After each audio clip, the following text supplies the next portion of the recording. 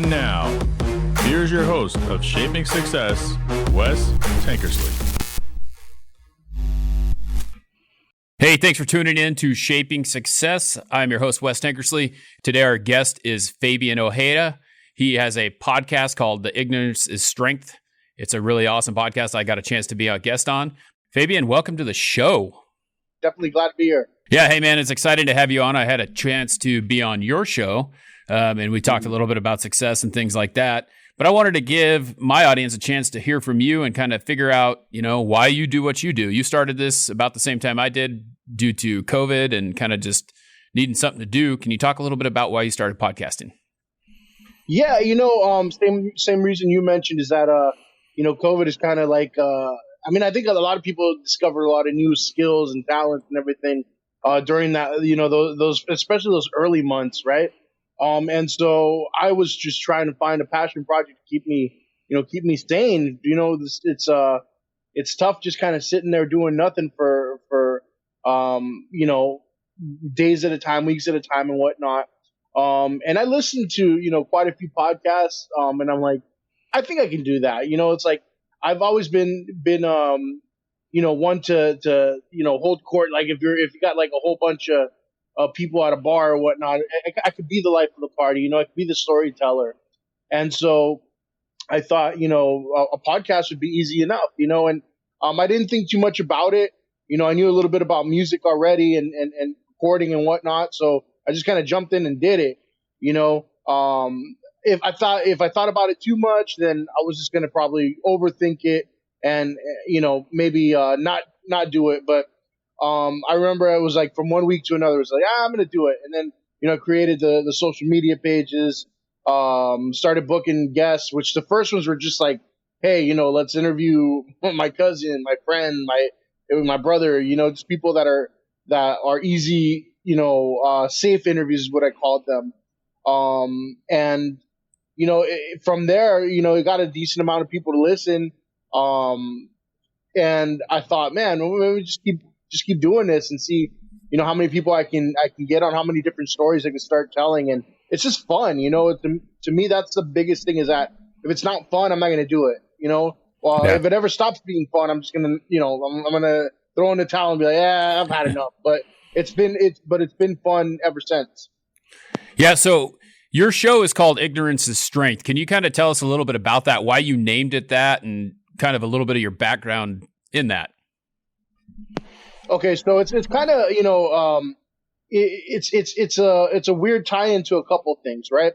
The song the intro song and the outro song, it's a song I wrote in 2004 when I was just like in high school, right out of high school. That's the year I graduated. I was a senior, and I had just read 1984, the book, and that's one of the lines in there is ignorance is strength. It always kind of stuck with me, right? And so I made a song by that title, and I thought to myself, I'm like, man, I'm gonna get this on something one day. I'm like, if I don't get it out there like as a song on the radio, I'm at least gonna put it like as the title track to something, And so I'm like, without even thinking about it, I'm like, I already know what what the song's gonna be for the podcast. And also, it makes sense because a lot of the topics I talk about are things that you wouldn't typically know about. The first episode was about using steroids, right? And my cousin is a steroid user, and he's not shy about it. Right. And a lot of people want to know about that. I've interviewed pro wrestlers, actors, musicians, stuff like that. I really wanted to interview, someone who did OnlyFans because you got to think like what's going on in their head, Right. And so, yeah, the less I know about a subject, the less the audience knows, in my opinion, the better, because they get to learn a little something. So that's where it all comes from. And what made you interested in wanting to interview people? I know that is it something that you gained something from as well? I believe you were in kind of like an educational background, right? You worked in a school or? Yeah. So, the only two jobs I've ever had was as like a bouncer bodyguard and as an educator. And in both, you kind of you meet people and you have random conversations, you know. And I think the reason I wanted to talk to people as opposed to have just like a podcast where I review things or sit down with one co-host and talk about different subjects on a weekly basis, because I always like to learn something new, you know. I mean, this podcast is not educator friendly. I wouldn't share it with people at work. You know, we talk about a lot of stupid, silly things, but you know, I'm a lifelong learner. You know, like I said, I want to learn about things that are new, even if they're you know, they're kind of silly or weird. You know, if I ever have to argue about something, I'll be like, hey, I learned that from Wes, right? Or I learned that from the OnlyFans girl or whatever. Like, you know, and they have direct experience doing what they do, so they can share, you know, for first-hand experience as opposed to me Googling something, you know. Right. I always hate when people say, do your research, and then all they do is hop on Google. It's like, well, that's not research, you know? Yeah. And so, yeah, I mean, I just like talking to people, getting, you know, information directly from them. And I don't know, I'm kind of a weird social person where I'm not like the bubbly type that's like overly friendly in person and whatnot, but I like to connect on a one-on-one level with people, and I think I do that pretty well. You know, I don't, even if the person has an opinion I don't agree with, I'm not gonna make them feel uncomfortable to the point where they can't share it. I'm gonna let them share it. You know, I had one person who I thought was straight out crazy, and I'm like, I'm not gonna let this lady know that she's crazy, but I'm just gonna let her rant, and people are gonna understand that she's crazy, and but she's still gonna be comfortable sharing. So, you know, that's where I'm at with that. Well, that's a big issue that we have today anyway. I think we all know that, but we need to be, I've always felt like we need to be more open about sharing things with people. It shouldn't matter that I have a different opinion than you or you have a different opinion than me. We should be able to still interact with each other unless someone is like completely nuts. There's not a whole lot you can do about it. But just because, you know, I'll use Trump and Biden, for example, just because someone likes Trump or someone likes Biden doesn't mean that they're not a good person. It just means that they have a different opinion than you. And I think today we just go towards, oh, they have a different opinion than me. I'm not with them. I'm not hanging out with them. I'm out. And we got to figure that out. That's kind of a shtick I use in every 10 episodes. I have what I call the shit show. And it's I don't know if I could say that on here. You're cool. I'm going to ask you some questions about that too. So go for it. Just talk a little bit about that.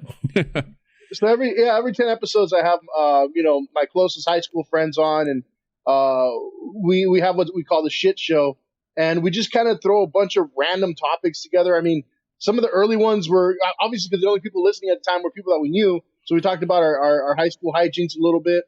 Just funny little stories. But now, you know, we throw in a lot of like what's going on in popular culture or in politics, you know.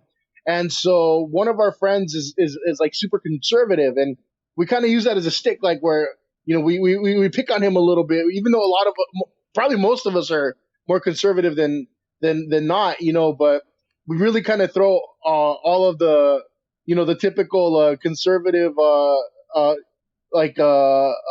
you know, insults at him or whatever, right. Like, you know, go get your tiki torch or whatever, things like that. And it's just funny to laugh at it, you know. Like, I don't think, like you said, we need to like learn to get along with people who have differing opinions, and I don't have a strong opinion one way or the other. I don't even like to look at it like most people do. They look at politics like a damn football team. Like, you have to pick one side or the other. Right. You have to tailgate for your team. You have to be a diehard fan. To me, it's just like, I'm paying attention to what makes sense to me. You know, I pick and choose what I want from each side or from the middle. You know, it's not about picking one side because it's never going to help anybody. Right. You know, I think the worst thing that is present in politics is this whole, you know, you have to pick one side.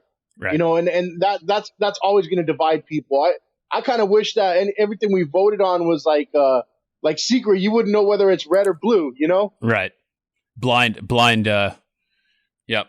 Like, you can't see it. Like, you walk in there to the ballot and you have no clue what they are. Just, this person stands for this person stands for that. Do you agree with this or do you agree with that? And there you go. And just in plain words, this is what the policy is. There's no blue or red attached to it. Right. So you mentioned that you called that the shit show, and one of the things that I noticed about you in the beginning, like when I did your podcast and listening to it a couple times, you're like, my name is Fabian Ojeda and I don't know shit. Where does this come from? I mean, you also have an in tagline, which, I mean, I'll let you say that if you want, but it's one of those things. It's like, where did that come from? Because you said, this is my thing. This is what you told me when you interviewed me, is like, just, I'm going to say my thing, and why do you do that? What's up with that? First of all, I think it's funny. Most of the things I do is just because I think it's funny, but, I don't know shit. It's true. Like I'm not coming into anything with an ego about it. If I'm talking to somebody and I'm kind of making them the expert of the subject, it's because I give them that respect. It's like, you know what you're talking about? I don't. I'm going to take a back seat. I'm going to ask the questions. I'm going to try to gain knowledge from what you're talking about. Right. So when I say every episode starts that way, I'm Fabian Ojeda and I don't know shit. Right.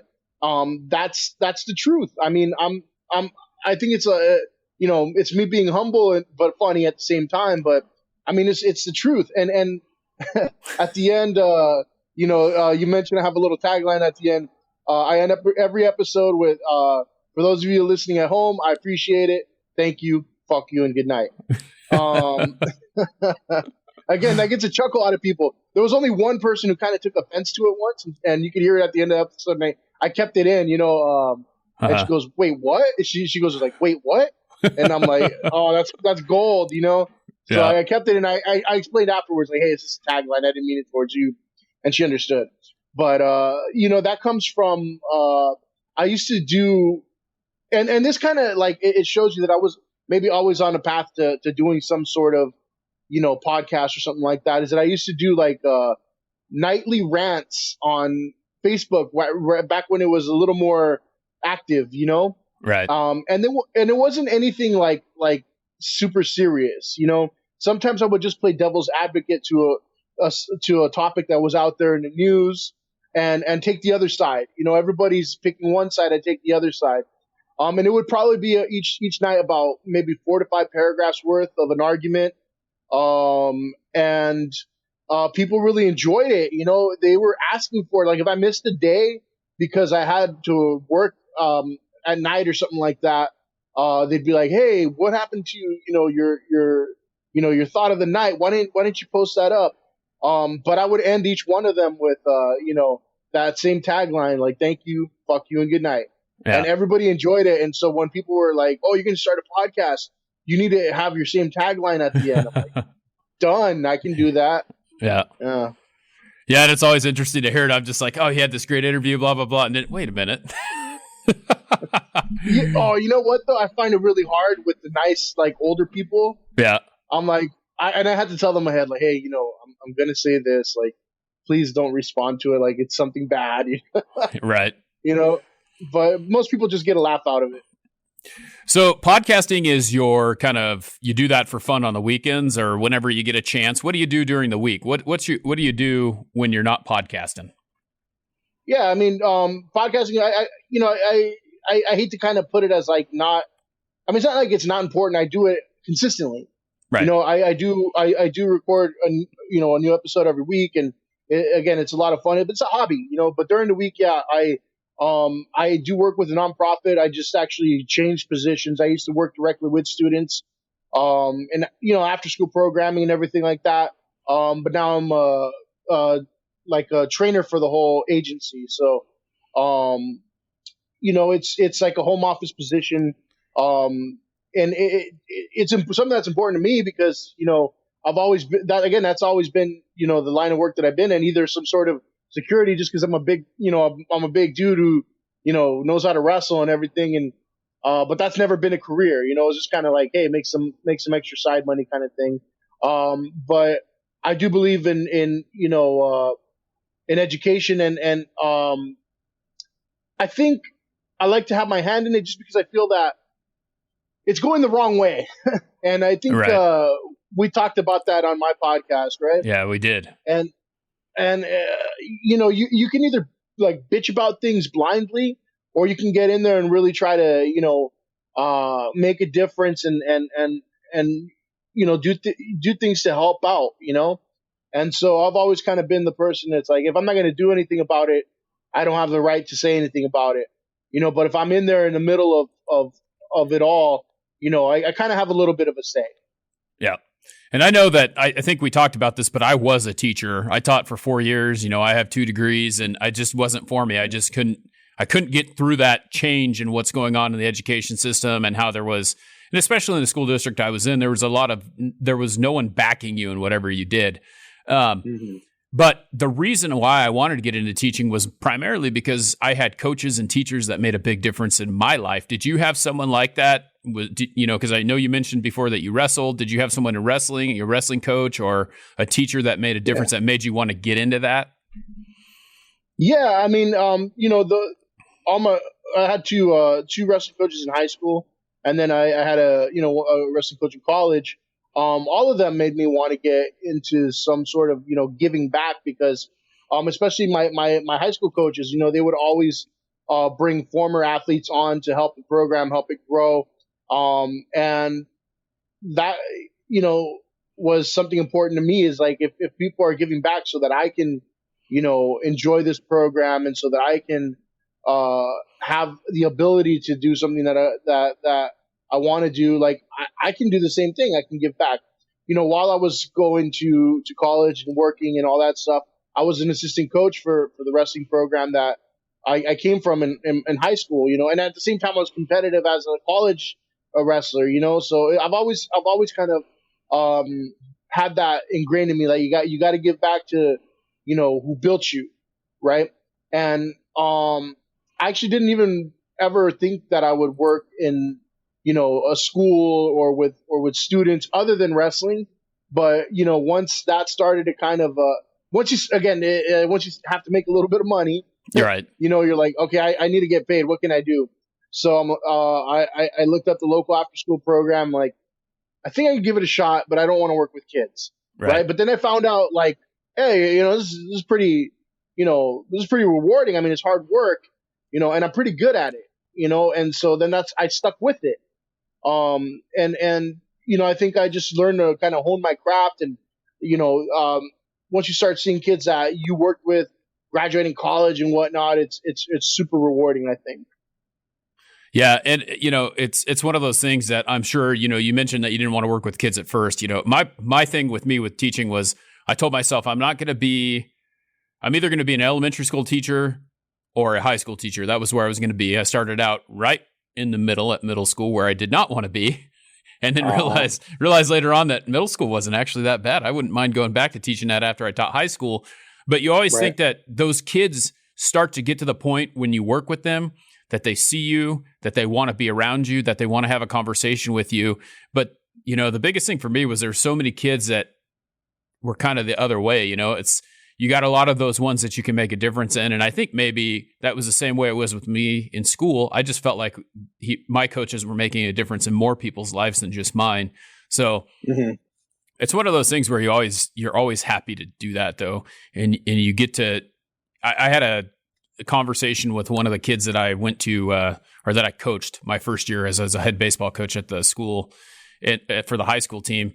And he's in the Army now. And I got to talk to him the other day, and he told me that I was one of the best coaches he ever had. And I just I almost started crying. I mean, it's so crazy to have that feeling when you make that difference in someone's life. And that's exactly what I was trying to do. So I feel like this gives us an opportunity to be able to do that as well in a different way, though, because now we get to talk to adults, or we get to talk to kids, or we get to just, make a difference in someone's life by sharing a story that, you're happy with what you do, no matter what that is. And I think it's great that, you're willing to work at a nonprofit, you're helping with these after school programs, and then you're sharing your story on your podcast. Do any of the kids that you work with know that you have a podcast and listen to it? They won't be able to find it. I make sure that, I don't share certain things. I share, what I want to share with students. And this is one of the things I train on, is that in order to build a relationship with students, you have to be open and sharing, but to a limit, to a point. You can't you can't give them everything. I think some of the former students that follow me on Instagram and whatnot, they've listened to the podcast, and it's very shocking to them because they're like, I didn't know you cuss, Mr. O. I'm like, like that. And that's the thing I would tell them when they were students in high school. It's like, if I caught them cussing, it's like I corrected them and stuff. Oh, you don't cuss, Mr. O. I'd be like, I guarantee you, I have a worse mouth than all of you. Right. But you'll never hear that here on campus, right? And some of them didn't believe it until they thought I was like this guy with the mouth of a saint, and then all of a sudden they hear the podcast and it's like, oh man, what's going on here? Right. But I find that funny because it's like, hey, we're on the same level now. You're an adult. Right. You can listen to all that. Yeah, but I would never share my podcast with the kids, no. Yeah, and I always caught myself every once in a while because I do have a pretty foul mouth, but I'm pretty good at keeping it under wraps when I need to. And I did, every once in a while I'd be talking to my TA and I'd be like, what the is going on here? And I'm like, oh, I'm sorry. They're like, oh, don't worry about it. My dad talks like that all the time. I'm like, yeah, but I shouldn't be saying that in front of you. Right. So but the other reason too, strongly believe that we as educators should not influence any sort of morals or values or political leanings or anything like that. Yeah. And so if they hear me talk about that and they're like, oh, well, I believe that Mr. O believes that. No, I want you to form your own opinions. Right. I don't want to have anything to do with that because it's not my job to teach that, And so that's why they ever kind of give me a question like, oh, did you vote? I'll be like, yep, but I don't tell them who I voted for. I don't tell them what I voted for. I would gladly discuss like what each, like measure or whatever is about, but I just won't give them, political advice, let's say. And I think that's super prevalent right now, and it's a problem. Oh, yeah. It is a big problem. Yeah, I think we both know that. I mean, you can see this all the time. We see all these things that are going on the news where they're talking about these people who are telling students that they have to think a certain way, and it's nuts. It's crazy. And that you got to be objective about everything, and I don't think that we have that, especially in the education system where, like you said, your influence shouldn't mean anything to them. They shouldn't be able to tell you, oh, you need to go vote this way, or you need to go vote that way, or this person doesn't care about you, and blah, blah, blah, blah, blah. It doesn't matter. That's a choice for them to make. And discussing, what it is completely different than telling them that you need to think this way. So we'll check this out really, really quickly to kind of just put a little cherry on this part of the subject here. Back when I was, this will tell you, back when Bush was still president, right? I had a second grade kid tell me like, oh, my teacher said that President Bush turned his back on us. I'm like, how would you know? Like, you know what I'm saying? Like a second grader's already kind of, being fed all this, nonsense. I'm like, that's his point of view, but how are you going to make a second grader, already like, so cynical and I don't know, man, that's just not our place. Right. Exactly. That's why I would never share that part of my life. Yep. That's, and it's one of those things that we could talk for days about. And I feel like we are at this place where everyone's so offended by everything that no matter what, we're not going to be on the right side of anything. It doesn't matter.